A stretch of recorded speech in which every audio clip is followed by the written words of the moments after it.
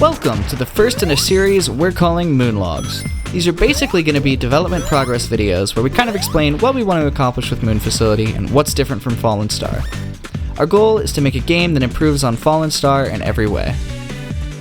One of the biggest critiques for Fallen Star was the level design, so when going into making the next game, StarDrop put a lot of emphasis on improving it. Starting with the first zone.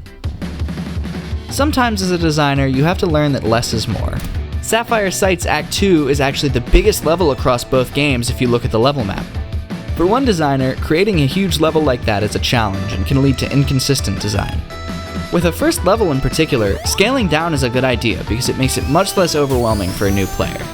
Beyond that, you also want to create opportunities for seasoned players to use their skills, otherwise the game could easily get boring on a repeat playthrough. Another extremely important thing when designing a Sonic level is creating memorable, stage-specific gimmicks and building on those gimmicks more as the stage progresses.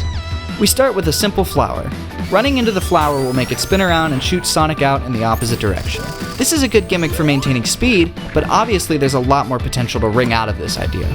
Take this instance here in Act 2, where a player could easily zoom past this flower. You're on a downward slope and probably going pretty fast, but if you're paying attention, you can jump into it and access an alternate route, which completes the level faster. This isn't exclusive to the first stage either. Each level has its own set of gimmicks and set pieces to help differentiate them not only aesthetically, but in terms of gameplay as well. Check out this! Or this! Or this! Or this? Check out this bubble. Nice. A certain someone felt that removing the lives feature from the game made exploring the levels unnecessary. Well, we still don't have lives. But in their place, we added a new collectible called Moon Medals. Don't let that give you Vietnam flashbacks, Sonic Unleashed fans. These aren't required for beating the game. However, collecting all three in a level will unlock different things. Can you collect them all?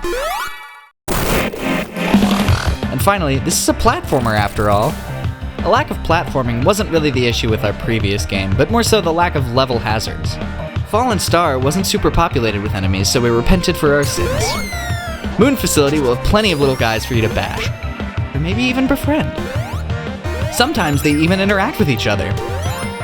There's still a lot more interesting platforming this time around. I mean, Sonic's moveset is basically begging to be experimented with.